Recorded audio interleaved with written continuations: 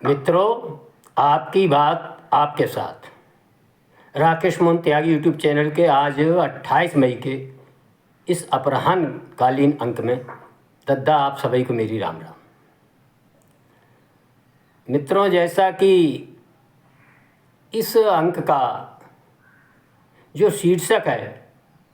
राजनीति का हिंदूकरण और हिंदू का सैन्यकरण, आज दद्दा मैं तुम सबके जौहरे आज जाई विषय पर जो चर्चा करना हो, और जो घर की चर्चा आखिर आज के दिन क्यों चल रही है इसके बारे में मैं आप सबको भैया बताना चाहता हूँ। आज 28 मई के दिन इस देश के महान सपूत, देश ही नहीं विश्व के सबसे बड़े स्वतंत्रता संग्राम के सेनानी भैया जिन्हें दुद्दो फेरा काले पानी की सज़ा मिली, एक फेरा के काले पानी की सज़ा जैसे मिल जाती वो मत जातो सुन गई, और उन्हें दुद्दो फेरा काले पानी की सज़ा मिली और वो सज़ा वास्तव में उन्हें भोगी और इस देश की आज़ादी में अपना अमूल्य योगदान और ख़ास तौर से हिंदुत्व के लिए के विचार प्रणेता के तौर पर पहचाने वाले विनायक दामोदर दास सावरकर, जिन्हें वीर सावरकर के नाम से देश जानता है, उनको भैया जन्मदिन है। तो आज मैंने सोची कि आप सबके जौहरे में आज वीर सावरकर जी के जन्म दिवस के अवसर पर उनके इस राजनीतिक उद्घोष को लेके जाऊं, और आखिर कितने लंबे समय बाद ये राजनीति का उद्घोष उन्होंने भैया सन 1909 में करो, और 1909 की तरफ अंग्रेजन ने उन्हें सजऊ दी काला पानी की। और दद्दा मैं उनके बारे में आप सबको बताना चाहता हूँ। समाज सुधारक हुए, बहुत अच्छे कवि थे और ओजस्वी वक्ता ही, और इतिहासकार बहुत बड़े और दूरदर्शी नेता भी थे। इतिहासकार के बारे में तो मैं आप सबके ध्यान में मैं जो बात लाना चाह रहा हूँ, ख़ासतौर से नई पीढ़ी के, कि जो घर के 1857 जो अंग्रेजन ने गदर नाम दे दो जाको कि साहब जो भारत में 1857 जो गदर भाव, एक भ्यात व्यक्ति ऐसे इतिहासकार थे जिन्होंने काला पानी की सज़ा काटते हुए वहीं रहते हुए एक पुस्तक लिखकर अंग्रेज़ों व एक विशेष षड्यंत्र के तहत भारतीय हर संघर्ष का उपहास और उसको छोटा करके दिखाने वाले तत्वों को आईना दिखाते हुए उन्होंने पुस्तक लिखी थी कि भारतीय स्वतंत्रता संग्राम का प्रथम जो स्वतंत्रता संग्राम था उन्होंने 1857 के अंग्रेज़ों द्वारा जो तथाकथित गदर कहा जा रहा था उसको बताया और प्रमाणों से सिद्ध किया। और वह उनकी पुस्तक एक बहुत अमूल्य पुस्तक है भारतीय इतिहास के अंदर। भैया हम सबको जहाँ मिले, यूट्यूब पे मिले, गूगल पे मिले, ज़रूर पढ़ना चाहिए जब पुस्तक को। और ऐसा ना है कि भैया उनने जहे पुस्तक लिखी हो, दद्दा बहुत बड़े लेखक है जैसे मैंने बताई, और उनने इनोमी कैंप, इनसाइड द इनोमी कैंप पुस्तक लिखी, और हिंदू राष्ट्र दर्शन लिखा, और हिंदुत्व एक पुस्तक लिखी। ऐसी विभिन्न पुस्तकें लिखी, और इन पुस्तकों के माध्यम से उन्होंने जो सबसे बड़ा जो उद्घोष किया था कि राजनीति का हिंदूकरण होना चाहिए और हिंदुओं का सैन्यकरण। उन्होंने कहा कि लंबे समय से, 1000 वर्षों साल से दद्दा मैं बता रहा हूँ कि राजनीति का हिंदूकरण, हिंदुओं को जो सैन्यकरण का भाव जब से ख़त्म हुआ, ये देश गुलाम बना, इस देश पर अतुलनीय अत्याचार हुए और हिंदुओं का बड़ा भारी संहार हुआ। इसका सारा कुछ इन पुस्तकों के माध्यम से अपने विचार को उन्होंने देश के सामने, समाज के सामने रखने का काम किया। लेकिन भैया वीर सावरकर जी इस देश में गांधी जी के युग से पहले के स्वतंत्रता संग्राम सेनानी है और स्वतंत्रता हेतु लगातार संघर्ष करने वाले सेनानी रहे। लेकिन अपने स्वाभिमानी हिंदू विचारों को लेकर चलने के कारण भैया कांग्रेसी व वामपंथियों में लगातार कहते हैं कि ऐसा सिस्टम होता है, वे विचार अपने देश पर थोप देते हैं, और जो वास्तव में ऐसे लोग होते हैं जिनकी चर्चा होनी चाहिए, जिनको जो उचित सम्मान मिलना चाहिए, और जो उनके विचारन में आड़े आ रहे होते हैं, उनके आने वाले जो स्वार्थ होते हैं उनमें आड़े आ रहे होते हैं, ऐसे लोगों को वो लगातार देश के जनमानस और पटल से कैसे मिटाते हैं। ये उदाहरण अगर देखना है तो वीर सावरकर जी हैं, नेताजी सुभाष चंद्र बोस हैं, ऐसी एक बहुत बड़ी एक स्वतंत्रता संग्राम, इस देशभक्तों की एक फौज खड़ी है जिसको जितना सम्मान इन देश की आज़ादी के बाद मिलना चाहिए था, इस देश के वीर सपूतों को मिलना चाहिए था, वह कांग्रेस व वामपंथियों की मिली भगत से नहीं मिला। उन्होंने अपना विचार इस देश पर थोपो भैया, भाई हम लोग पढ़ते रहे वही इतिहास में, और जिनको जितना सम्मान इसमें सबसे महत्वपूर्ण स्थान किसी का होना चाहिए था तो वो वीर सावरकर जी का होना चाहिए। मित्रों, नई पीढ़ी के युवाओं से और आप सबसे मेरा अनुरोध है कि आज वीर सावरकर जी के जन्म दिवस पर पिछले वर्ष एक फिल्म प्रदर्शित हुई थी रणदीप हुड्डा के द्वारा।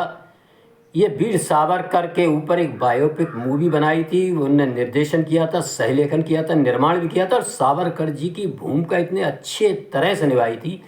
कि आप देखेंगे उनके संघर्षों को पर्दे पर जिस कुशलता के साथ रणदीप हुड्डा ने दिखाया था, हम सबको देखना चाहिए, तभी हम समझ पाएंगे वीर सावरकर जी का इस देश और हिंदुत्व के लिए क्या योगदान है। और मेरा अनुरोध है कि आज हम सब गूगल पे जाएं, यूट्यूब पे जाएं, जहां भी जाएं, इस मूवी को सर्च करें और ज़रूर देखें। इसके अलावा भी एक मूवी और मैं आपको ध्यान में लाना चाहता हूं, काला पानी के नाम से मूवी बनी थी काफ़ी पहले, उस मूवी को भी ज़रूर देखें, तब हम समझ पाएंगे काला पानी की सज़ा का महत्व क्या होता है। और आपको जानकर आश्चर्य होगा, भारतवर्ष के अंदर जितने भी कांग्रेस के खास तौर से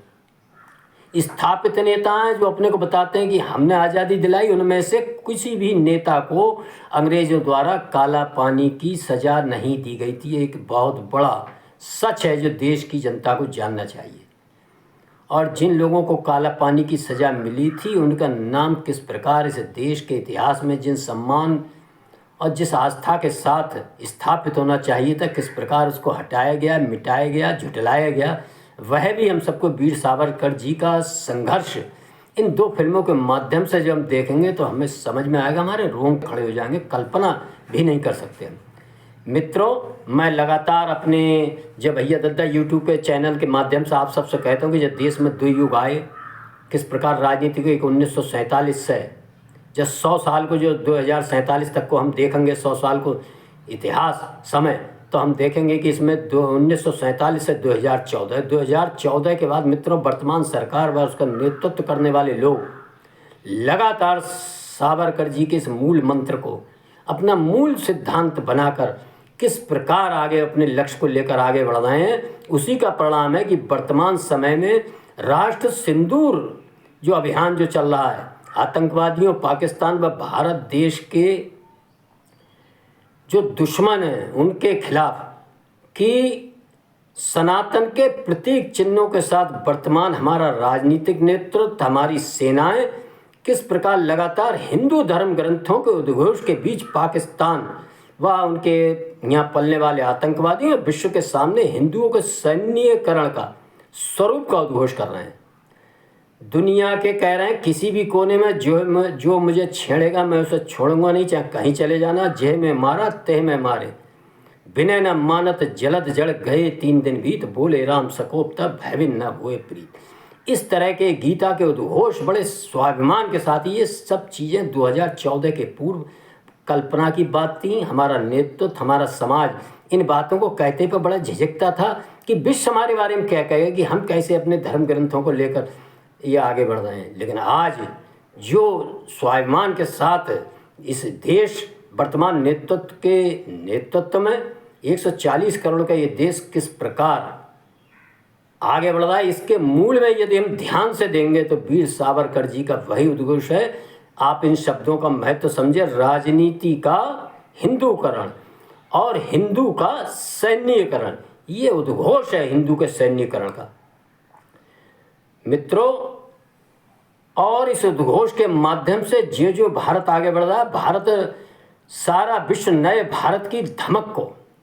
लगातार महसूस भी कर रहा है और समझ रहा है। आज भारत अभी 1-2 दिन पहले ही पीछे भारत 5वें नंबर से 4थे नंबर पर पूरी धमक के साथ आया। जापान जैसे शक्तिशाली देश को, जो एक समय विश्व का आर्थिक व्यवस्था में नंबर 1 नंबर 2 का था और आज वह 5 नंबर पे था। भारत ने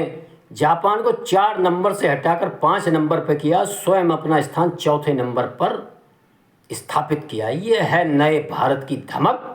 और ये है उस नेता के दिखाए सपने और नेता के उद्घोष की धमक, राजनीति का हिंदूकरण। जब से राजनीति का हिंदूकरण हुआ और हिंदू का सैन्यकरण होना शुरू हुआ, तब से भारतवर्ष लगातार विश्व के अंदर 2047 तक अपना लक्ष्य लेकर जो चल रहा है, जो हम सब ने देखा, जिसका आदरणीय प्रधानमंत्री मोदी जी भी लगातार आह्वान कर रहे हैं। उन आह्वानों के बारे में मैं अगले अंक में आप सबसे चर्चा करूंगा, किस प्रकार वो देश की जनता को खुलकर स्पष्ट होकर कह रहे हैं कि इस देश को आगे बढ़ने का समय का 2047 तक निश्चित ही भारतवर्ष प्रथम 3 स्थानों में अपना एक प्रथम स्थान सुनिश्चित करने का लक्ष्य लेकर चल रहा है। ये लक्ष्य निश्चित ही